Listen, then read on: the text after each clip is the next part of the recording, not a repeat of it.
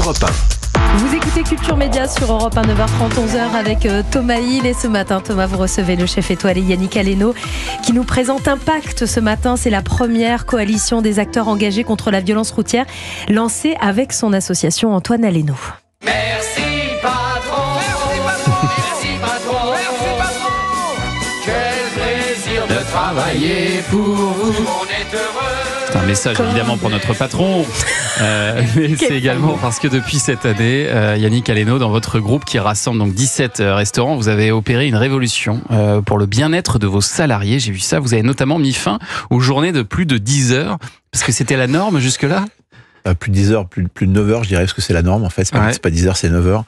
Je crois qu'il faut que ce métier décroche du 19e siècle pour entrer dans le 21e. Il n'y a pas eu vraiment de transition au 20e.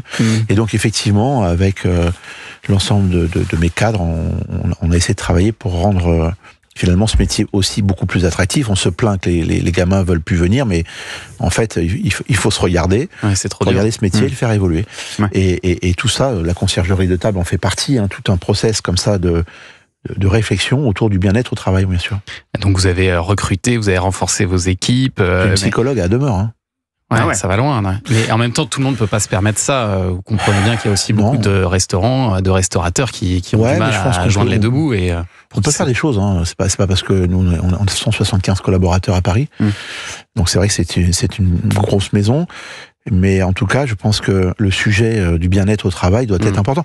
Moi, quand je commençais à travailler, les patrons me disaient, écoute, tes emmerdes, tu les laisses en dehors de la porte, en dehors du restaurant, et puis tu bosses. Et je crois que quand on a en face de nous des jeunes, des emmerdes, ils en ont, comme tout le monde. Mais je pense que ces emmerdes, il faut en parler. S'ils veulent en parler, en tout cas.